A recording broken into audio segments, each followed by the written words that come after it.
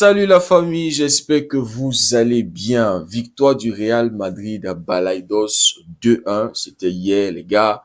Le Real qui revient à un point du Barça.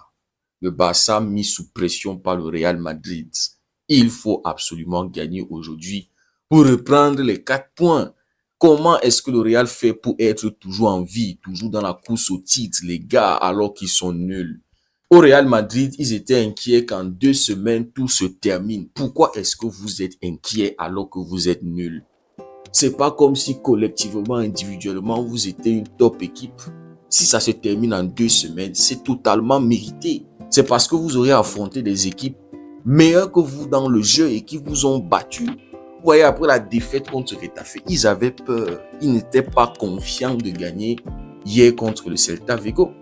Et quand on sait que la semaine prochaine, il y a Manchester City qui est dans une meilleure forme qu'eux, c'est normal que, voilà, vous perdez. Donc, les amis, le Real Madrid qui reste en vie en Liga. Le but qui est arrivé à la 94e minute. Quand on voit que l'arbitrage était prêt à leur donner même 50 minutes jusqu'à ce que le Real marque ce but-là. Ouais, il veut garder le suspense jusqu'en fin de la saison, les gars. C'est ça le truc. Donc, ils sont prêts à tout faire pour que le Real Madrid continue. C'est aussi une bonne chose, c'est aussi une bonne motivation pour le Barça parce qu'aujourd'hui, il va falloir être sérieux à San Mamés. Donc les amis, dans ce match, on peut dire que la première mi-temps était pour le Celta et la deuxième mi-temps était pour le Real Madrid.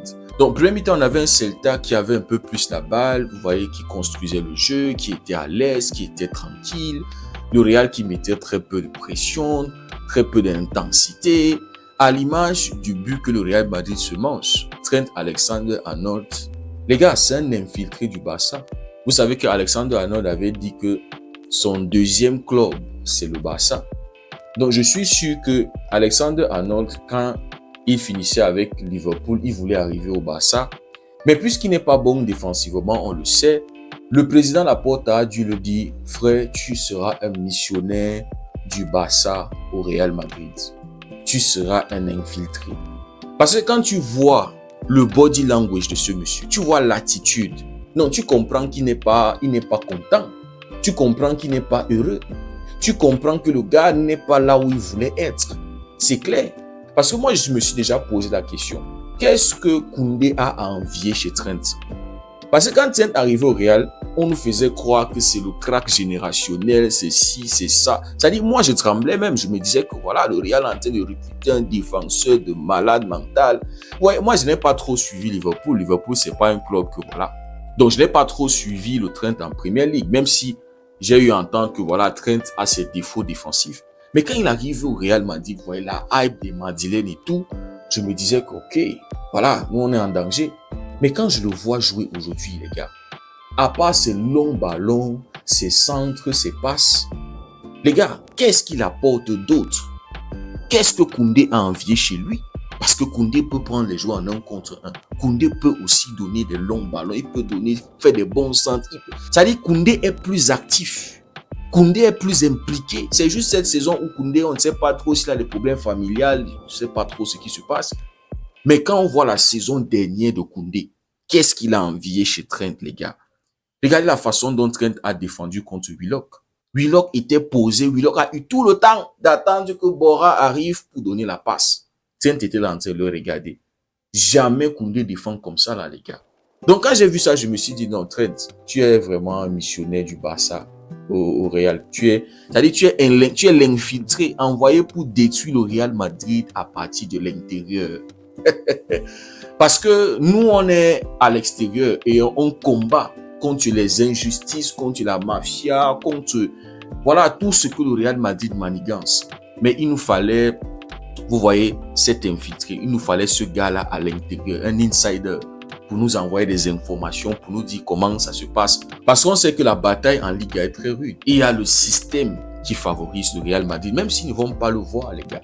Donc, malgré le fait que le Celta avait bien entamé sa première mi-temps, avait plus d'occasions franches, était plus dangereux, le Real a su marquer ce but-là. Le Real a su ouvrir le score, les gars, sur un corner. Et ça, c'était dû aussi à la mauvaise défense du Celta Vigo.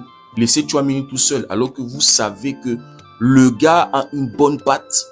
Le mec sait frapper, il sait armer sa frappe, surtout quand il est seul. c'était décevant de défendre comme ça de la part du Celta Vigo. Mais bon, ils ont su réagir, ils sont revenus et ils pouvaient marquer ce deuxième but-là. Mais encore, le Courtois chaud, les gars. On comprend chaque jour pourquoi les Madrilènes sont inquiets lorsque Courtois va partir, les gars. Donc, premier mi-temps, Courtois réussit à maintenir le Real Madrid à 1-1. Mais les amis, en deuxième mi-temps, le Celta était complètement décevant. Je ne sais pas si c'est le Celta qui avait baissé en intensité, en rythme, ou c'est le Real Madrid qui avait élevé son niveau, qui avait augmenté l'intensité. Mais de toutes les façons, je pense que c'est le Real Madrid. Parce qu'on avait vu qu'au milieu de terrain, Tchouaméni, Valverde et le petit Pistache aussi, voilà, qui récupérait beaucoup de ballons, qui interceptait beaucoup, qui empêchait les joueurs du Celta d'avoir la balle, de construire le jeu comme on avait vu en premier mi-temps. Et donc le Celta, c'était souvent très compliqué même de sortir de leur moitié de terrain. La seule situation, la seule vraie situation qu'ils avaient eue, c'est celui de Iago Aspas quand il était entré en jeu, les gars, qui va toucher le poteau.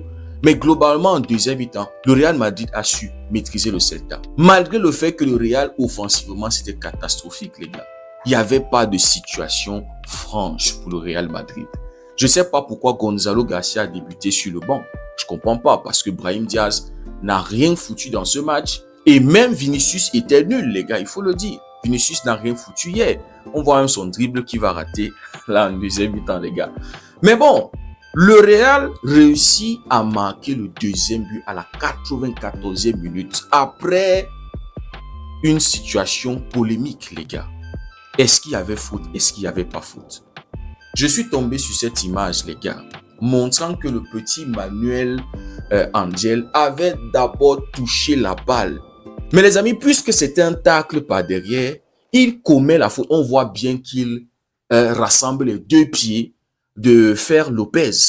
La question que je me pose, si c'était de l'autre côté, c'est-à-dire c'était au Celta Vigo, est-ce qu'on valide le but?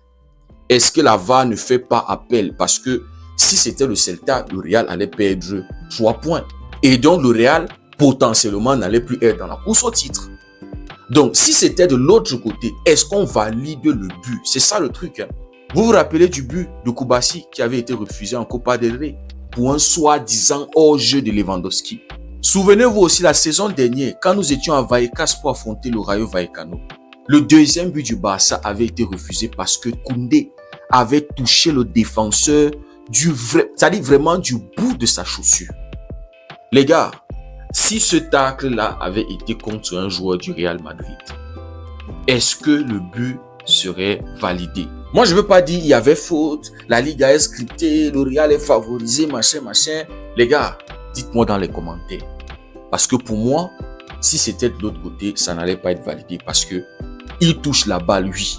Mais s'il ne touche pas les deux pieds du joueur de Celta Vigo, il récupère cette balle-là, les gars. Mais bon, les amis, on sait que le système veut se rassurer que le suspense reste le plus longtemps possible en Liga.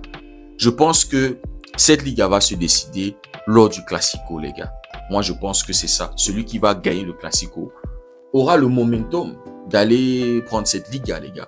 Mais aussi, je vous ai dit, pour moi, c'est une bonne chose pour le Barça. Ça nous permet de rester toujours concentrés. Ouais, les gars, aujourd'hui, il faut tout donner pour gagner le match à Stade Mamés. Donc, le Real Madrid reste en vie. Le Real reste en contact avec le Barça. Et voilà, le suspense continue. Dites-moi ce que vous en pensez en commentaire. Si le contenu vous a plu, likez, partagez. Pour ceux qui découvrent cette communauté, n'hésitez surtout pas à nous rejoindre. Merci beaucoup d'avoir suivi la vidéo. On se dit à très bientôt. Passez une belle journée et que Dieu vous bénisse.